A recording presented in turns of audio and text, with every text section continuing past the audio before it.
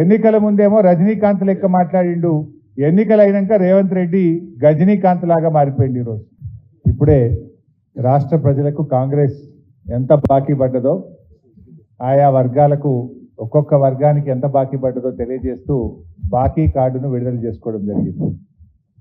నాడు ఇది అభయహస్తమని బాండ్ పేపర్ల మీద సంతకాలు పెట్టి ఇంటింటికి పంచిన కాంగ్రెస్ పార్టీ ఈరోజు ముఖం చాటేసింది. రాష్ట్ర ప్రజలకు ఇది అభయహస్తం కాదు, అచేతన హస్తం అని తెలియడానికి ఎంతో కాలం పట్టలేదు. ఇది అభయహస్తం కాదు, ఇది అచేతన హస్తం అనే విషయం ప్రజలకు అర్థమైంది.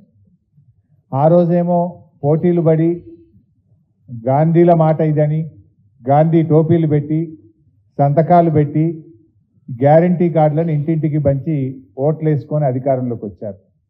కానీ ఈ గ్యారంటీ కార్డు ఇలా గ్యాసిప్ కార్డు అయిపోయింది. అంతా మోసం, అంతా దగా కార్డుగా తెలిపోయింది. ఆ రోజు అధికారంలోకి వచ్చిన మొదటి క్యాబినెట్లోనే మేము తీర్మానం చేస్తాము, మొదటి శాసనసభలో చట్టబద్ధత తెస్తాము, 100 రోజుల్లో అమలు చేస్తామని హామీలు ఇచ్చారు, నమ్మబలికారు. ఇది సోనియా గాంధీ మాట అన్నారు, ఇది రాహుల్ గాంధీ మాట అన్నారు. రేవంత్ రెడ్డి చెప్తే నమ్మతారో నమ్మరో అని గాంధీల మాటగా ప్రచారం చేశారు. 100 రోజులు కాదు, ఇలా 700 రోజులైనా కూడా అమలుకు నోచుకోలేదు. ఆ గాంధీలేమో ఇలా హైదరాబాద్కు రావకుండా ముఖం చాటేసింది. ప్రజలు ఎక్కడ నిలదీస్తారో, ప్రజలు ప్రశ్నిస్తారని ఆ గాంధీలు ఇలా హైదరాబాద్కి వస్తలేరు, ముఖం చాటేసినటువంటి పరిస్థితి. ఇలా రివ్యూ చేయాల్సిన బాధ్యత లేదా? మరి 6 గ్యారంటీలు అమలు చేస్తామని చెప్పాం, చట్టబద్ధత తెస్తామని చెప్పాం, ఇంకా ఎందుకు అమలు కాలేదని మరి ఆ రాహుల్ గాంధీ ప్రియాంక గాంధీ రేవంత్ రెడ్డిని అడగాల్సిన బాధ్యత లేదా అని నేను అడుగుతా ఉన్నా. మరి ఆ రోజు ఎన్నికల ముందు గల్లీ గల్లీ తిరిగిన గాంధీలు ఇవాళ ఎందుకు ముఖం చాటేస్తున్నారో రాష్ట్ర ప్రజలకు సమాధానం చెప్పాలని చెప్పి నేను అడుగుతా ఉన్నాను.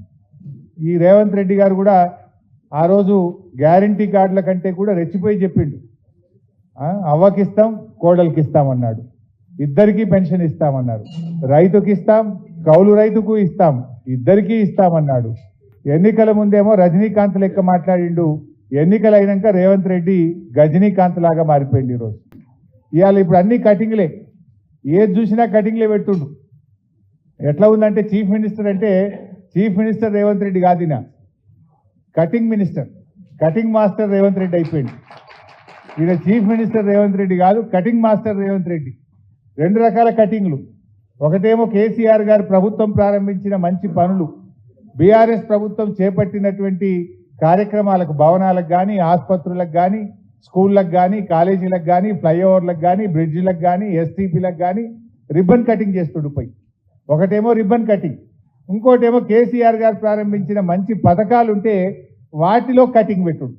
Like Kalyana Lakshmi cutting, KCR kit cutting, nutrition kit cutting, CM breakfast స్కీమ్కు కటింగు, ఫీజు రియంబర్స్మెంట్కు కటింగు, బతుకమ్మ చీరలకు కటింగు, దళిత బంధు కటింగు, అన్ని కటింగులు పెట్టుడు. అయితే రిబ్బన్ కటింగు లేకపోతే సంక్షేమ పథకాలకు కటింగు. ఇంతకు మించి రేవంత్ రెడ్డి చేసిన ఏముంది మంచి కార్యక్రమం? ఇవాళ ఎందుకు 6 గ్యారంటీల మీద అసెంబ్లీలో మాట్లాడతామంటే శాసనసభ పెట్టకుండా పారిపోతాడు? మొన్న అసెంబ్లీ జరిగేటప్పుడు మేము అడిగినాం, 10 రోజులు అసెంబ్లీ పెట్టండి అంటే ఒక్కటే రోజు కాళేశ్వరం మీద పెట్టి బురద జల్లి నెగటివ్గా మమ్మల్ని మాట్లాడనీయకుండా, మాకు మైక్ ఇవ్వకుండా బురద జల్లి పారిపోయింది. నిజంగా నువ్వు అంత మంచిగా చేసేది ఉంటే శాసనసభ పెట్టకుండా ఎందుకు పారిపోతా ఉన్నావు? మార్పు మార్పు అన్నారు, మీరు తెచ్చింది ఏముంది? ఏ మార్పు తప్ప మార్పు లేనే లేదు. ప్రజలను ఏమార్చడం తప్ప రేవంత్ రెడ్డి కాంగ్రెస్ ప్రభుత్వం తెచ్చిన మార్పే లేదు ఈ రాష్ట్రంలో. అంతా మోసం అనేటువంటి విషయం ప్రజలకు అర్థమైంది. అందుకే మేము ప్రజల్ని కూడా కోరుతా ఉన్నాం, ఈ గ్యారంటీ కార్డులు తెలంగాణలోని ప్రతి ఇంటింటికి ఈ ప్రభుత్వం ఆ రోజు గ్యారంటీ కార్డులు ప్రభుత్వం పంపింది. ఈరోజు ఈ బాకీ కార్డులను ప్రతి ఇంటికి బీఆర్ఎస్ పార్టీ పంపిస్తూ ఉంది. రేపు పంచాయతీరాజ్ ఎన్నికల్లో కానీ, జూబ్లీ హిల్స్ ఎన్నికల్లో కానీ ఎవడన్నా కాంగ్రెస్ పార్టీ నాయకుడు ఓటు వస్తే, ఈ ఓటు కోసం వస్తే ఈ బాకీ కార్డు చూపండి, గల్లా బట్టి నిలదీయండి అని చెప్పి నేను ప్రజలకు పిలుపునిస్తా ఉన్నా. ఎందుకంటే ఆ రోజు 3 నెలలు భద్రంగా పెట్టుకోండి, ఈ కార్డు మీకు చట్టబద్ధత తెస్తాం, 100% అమలు చేస్తామన్నారు. ఆ రోజు సోనియా గాంధీ గారే రాష్ట్ర ప్రజలకు లేఖ రాశారు, సోనియా గాంధీగా నేను మాట ఇస్తున్నాను, ఇవన్నీ అమలు చేయించే బాధ్యత నాది అన్నారు. ఏమైంది? ఎక్కడ పోయింది ఆ బాధ్యత? ఇవాళ ఎవరెవరికి ఎంత బాకీ పడ్డారు? ఇవాళ ప్రభుత్వ ఉద్యోగులకు మోసం చేశారు. 5 డిఏలు పెండింగ్, పిఆర్సీ గురించి మాట్లాడే పరిస్థితి లేదు. ఇవాళ ఆటో కార్మికులకు 12,000 ఇస్తామన్నారు, పొట్టగొట్టారు, వాళ్ళను రోడ్డు మీదకి తెచ్చిన పరిస్థితి ఉంది. ఇందిరమ్మ ఆత్మీయ భరోసా అని వ్యవసాయ కూలీలకు ఇందిరమ్మ పేరు పెట్టిన ఆత్మీయ భరోసాకు కూడా ఇవాళ కటింగే పెట్టిండ్రు. మండలానికి ఒక ఊరికి ఇచ్చిండ్రు, మళ్ళీ అది కూడా బంద్ చేసిండ్రు. ఆ ఒక్క ఊరికి కూడా 2వ కిస్తీ ఇయ్యలేదు. మిగతా గ్రామాలకు మిగతా కూలీలకు ₹1 ఇయ్యలేదు. ఇందిరమ్మ ఆత్మకు శోభిస్తుంది. ఇందిరమ్మ పేరు పెట్టిన ఇందిరమ్మ ఆత్మీయ భరోసాకు కూడా కటింగ్ పెట్టిండ్రు. వ్యవసాయ కూలీలను కూడా మీరు మోసం చేసినటువంటి పరిస్థితి. మీరు మోసం చేయండి ఎవరిని? రైతులకు మోసం, మహిళలకు మోసం, విద్యార్థులకు మోసం, నిరుద్యోగులకు మోసం, ఆటో కార్మికులకు మోసం, ప్రతి వర్గాన్ని కూడా ఈరోజు కాంగ్రెస్ పార్టీ మోసం చేసింది.